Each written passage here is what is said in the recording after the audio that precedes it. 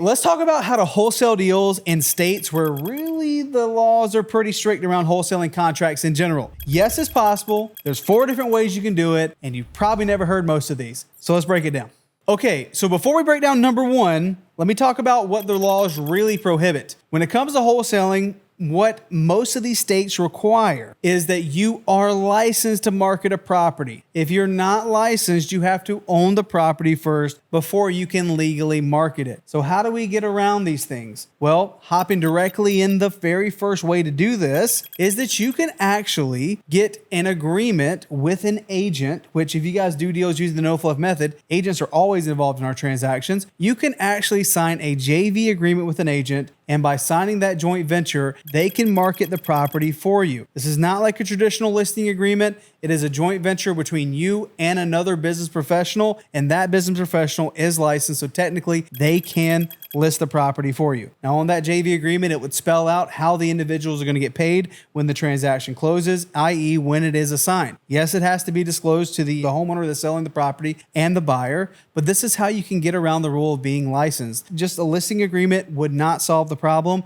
but by signing a joint venture, it does. And on that joint venture, guys, it does not have to be a 50-50 split. You could say, hey, let's sign a joint venture here. Help me sell this property. Allow me to market it, and I'll make sure you get paid $5,000. We'll sign a joint venture that says that. What do you say? Okay, the second way that you can actually go out and market and sell your deal is through a novation with an agent involved. That's a common theme here. What does a novation mean? All we're doing is we're getting a purchase contract signed between myself, the principal buyer, and the seller, the homeowner. And what we're going to be doing is we're going to be marketing that property. Now, the novation part happens when we replace our contract with an end buyer contract. It novates and replaces the agreement that I had between me and my seller. It'll also outline basically the fee that I will get paid. So in this example, let's just say me and the seller have an agreement saying, I will make sure, I'm willing to give you $200,000. Anything above $200,000 will go to me. Are you okay with that? They said, sure. We'll get a novation agreement signed, not a traditional purchase agreement. Now we'll give that to our agent,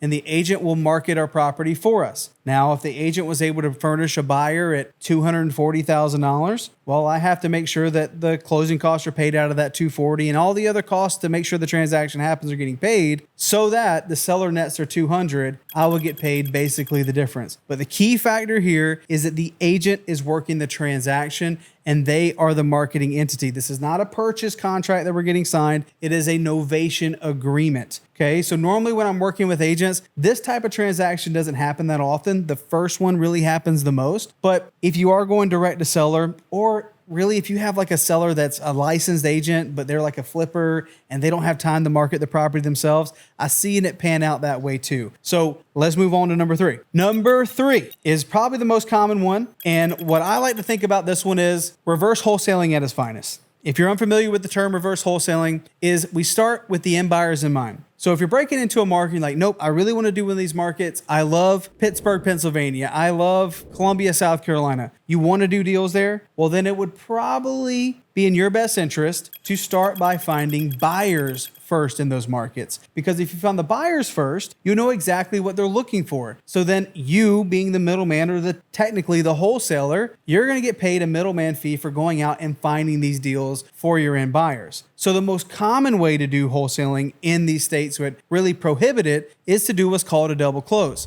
which is where you line up a transaction between you and the original seller. At the same time, you have you and an end buyer running an escrow simultaneously. So when the first leg closes between you and the seller, you already have the second leg between you and the end buyer set to close too. In this type of transaction, typically you use transactional funding to fund the front leg of buying the house and technically reselling it the same day. And typically you have to pay double the closing cost, or at least the recording cost, because you technically have to do this twice in the same day. If you have a really cool title company, most of the time they're willing to let your end buyer's funds fund your front leg transaction, so you don't need to get transactional lending. So If you double close, one of the more risk-free ways of doing this is actually having end buyers first, finding deals that they're looking for, and you pay yourself a middleman fee by setting up a double close. If you're looking for investor-friendly title companies, guys, you can literally just Google this stuff. I would do your own homework and figure that piece out. Okay, now let's break down number 4. In my opinion, this is the most ninja way of all the 4. The other 3 are a little bit easier, but I think you need to understand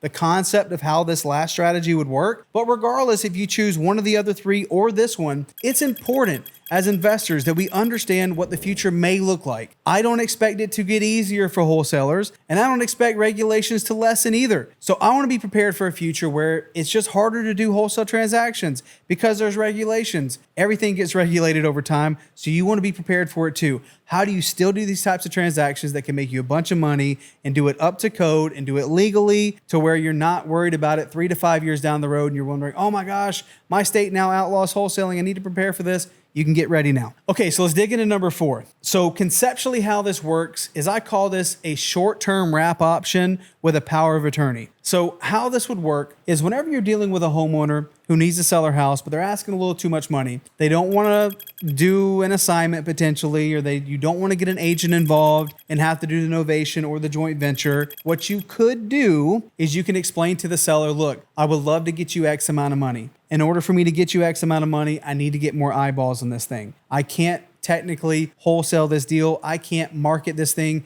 without some sort of interest in the property. So what we can do is we can do a short-term wrap. You tell me what you want to get. You want to get $200,000? Great. Let's say I need to pay you $200,000 in the next 3 to 6 months. Maybe it's a 6-month term. You seller finance me the property. Maybe even give them a little money up front. Most of the time you don't have to, but they're basically selling you the home subject to. Sometimes if there's debt, you're wrapping around new terms. If there's no debt on the property, it's a straight short-term seller finance deal where you get the title of the property, which would allow you to wholesale the deal. You can go put it on the market if you want. You can go sell this the traditional wholesale way, however you want to do it. But if you do it this way, you get the title of the property and you also get a power of attorney stating that you sign off on all documents to sell the home. Because the last thing that you want to do in a transaction like this is get the title of the property, you go try to sell, and there's someone else that is there saying, nope, I decided I don't want to sell anymore. I see how much money you're going to make. No,